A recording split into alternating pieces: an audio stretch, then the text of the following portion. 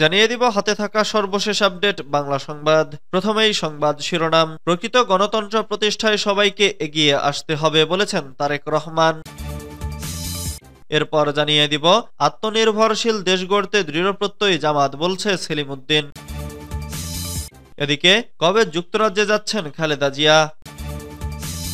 এরপর জানিয়ে দিব আধিপত্যবাদীদের সব ষড়যন্ত্র রুখে দিতে হবে।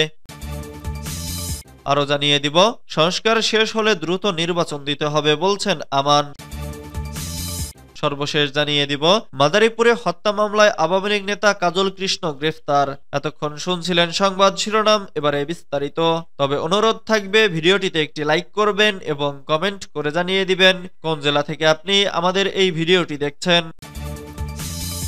প্রকৃত গণতন্ত্র প্রতিষ্ঠায় সবাইকে এগিয়ে আসতে হবে বলেছেন তারেক রহমান। বিএনপির ভারপ্রাপ্ত চেয়ারম্যান তারেক রহমান বলেছেন, মানবাধিকার সুরক্ষিত রেখে প্রকৃত গণতন্ত্র প্রতিষ্ঠার এ যাত্রায় সবাইকে এগিয়ে আসতে হবে। জাতিসংঘ ঘোষিত মানবাধিকার দিবসে এটাই হোক আমাদের দৃঢ় অঙ্গীকার।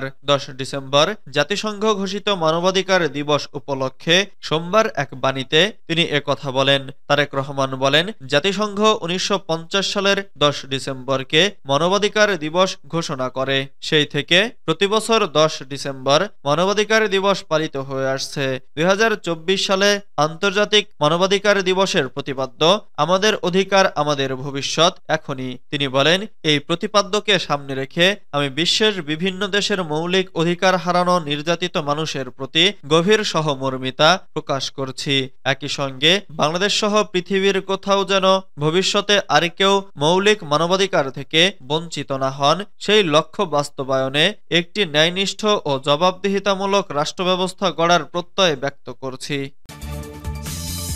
আত্মনির্ভরশীল দেশ গড়তে দৃঢ়প্রত্যয়ী জামাত বলেছেন সেলিম উদ্দিন। বাংলাদেশ জামাতে ইসলামের কেন্দ্রীয় নির্বাহী পরিষদ সদস্য ও ঢাকা মহানগর উত্তরের আমির মোহাম্মদ সেলিম উদ্দিন বলেছেন, আল্লাহর আইন ও সৎলোকের শাসন প্রতিষ্ঠার মাধ্যমে দেশকে কল্যাণ রাষ্ট্রে পরিণত করতে এক দফার আন্দোলন সংগ্রাম চালিয়ে যাচ্ছে জামাত। সোমবার 9 ডিসেম্বর রাজধানীর উত্তরখানে স্থানীয় জামাত আয়োজিত শীতবস্ত্র বিতরণ, মেডিকেল ক্যাম্প, গণসংযোগ এবং সুধী সমাবেশে প্রধান অতিথির বক্তব্যে এসব কথা বলেন তিনি। থানা আমির মোহাম্মদ ইসরাইল হোসেনের সভাপতিত্বে সমাবেশে বিশেষ অতিথির বক্তব্য রাখেন কেন্দ্রীয় মজলিসে শুরা সদস্য ও উত্তরা পূর্ব জোনের পরিচালক মোহাম্মদ জামাল উদ্দিন।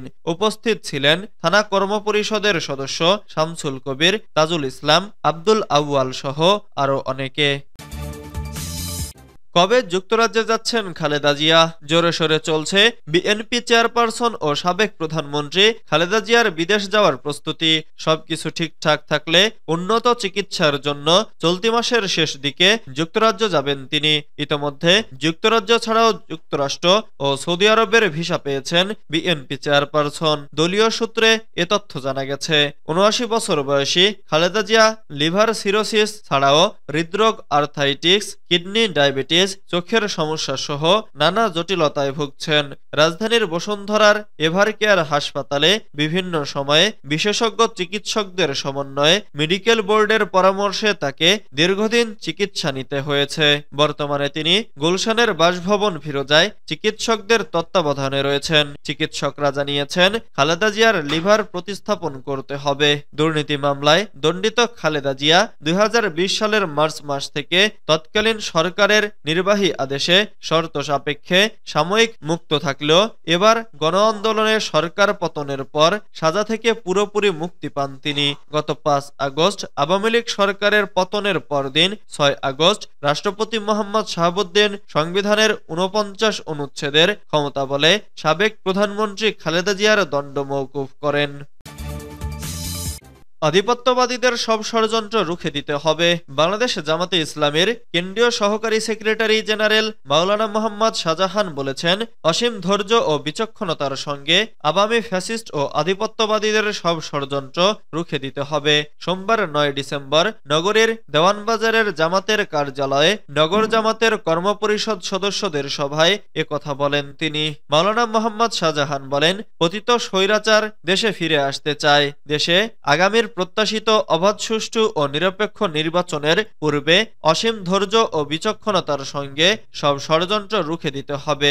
দেশের স্বার্থে রাজনৈতিক স্থিতিশীলতা বজায় রাখতে জাতীয় ঐক্য অটুট রাখতে হবে। তিনি আরো বলেন, সংগঠনের দায়িত্বশীলরা অত্যন্ত সচেতনভাবে মাঠে ময়দানে বলিষ্ঠ ভূমিকা পালন করবেন। চট্টগ্রাম মহানগরীর জামাতকে আরো মজবুত করার জন্য যার যার অবস্থান থেকে জোর প্রচেষ্টা অব্যাহত রাখতে হবে। কেন্দ্রীয় কর্মপরিষদ সদস্য ও চট্টগ্রাম মহানগর জামাতের আমির শাহজাহান চৌধুরীর সভাপতিত্বে সভায় অন্যান্যদের মধ্যে আরো বক্তব্য দেন কেন্দ্রীয় মজলিসে শুরা সদস্য ও চট্টগ্রাম মহানগরীর নায়েবে আমির ডক্টর আজমা ওবায়দুল্লাহ, মোহাম্মদ নজরুল ইসলাম, নগর সেক্রেটারি অধ্যক্ষ মোহাম্মদ নুরুল আমিন সহ আরো অনেকে।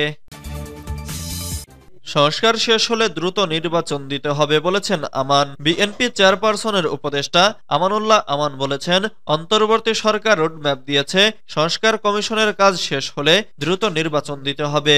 সেই নির্বাচন হবে জনগণের আকাঙ্ক্ষা অনুযায়ী এবং সেই নির্বাচনে আল্লাহর রহমতে বিএনপি ক্ষমতায় আসবে।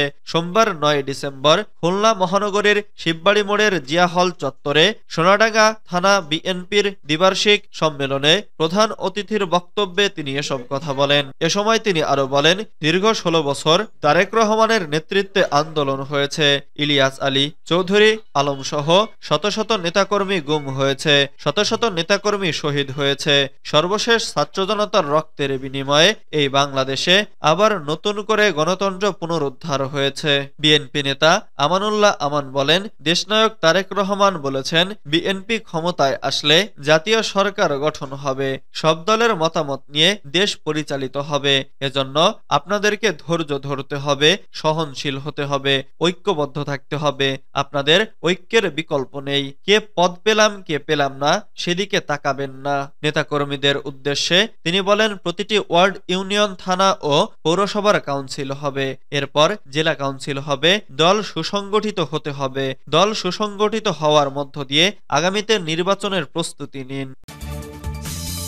মাদারীপুরে হত্যা মামলায় আওয়ামী লীগ নেতা কাজল কৃষ্ণ গ্রেফতার। মাদারীপুরে বৈষম্য বিরোধী ছাত্র আন্দোলনে গুলিবিদ্ধ হয়ে মারা যাওয়া তৌহিদ সান্নামাত হত্যা মামলায় জেলা আওয়ামী লীগের সাধারণ সম্পাদক কাজল কৃষ্ণকে গ্রেফতার করেছে পুলিশ। সোমবার 9 ডিসেম্বর দুপুরে শহরের বিসিক শিল্প এলাকা থেকে তাকে গ্রেফতার করা হয়। মামলার এজাহার সূত্রে জানা গেছে, গত 19 জুলাই মাদারীপুর ও শরীয়তপুর সড়কের যুব উন্নয়ন অফিসের সামনে ছাত্রলীগ, পুলিশ ও বৈষম্য বিরোধী আন্দোলনকারীদের সঙ্গে ত্রিমুখী সংঘর্ষ হয়। এতে মাদারীপুর সদর উপজেলার মোস্তফাপুর ইউনিয়নের সচিয়ারভাঙ্গা গ্রামের সালাউদ্দিন সান্নামাতের ছেলে তাওহিদ সান্নামাতও যোগ দেন। এ সময় পুলিশ ও ছাত্রলীগের গুলিতে নিহত হন তৌহিদ সান্নামাত। পরে রাতেই পারিবারিক কবরস্থানে তাকে দাফন করা হয়। পরে শেখ হাসিনা সরকারের পতনের পর এ ঘটনায় জেলা ছাত্রদলের সদস্য সচিব কামরুল হাসান বাদী হয়ে সদর মডেল থানায়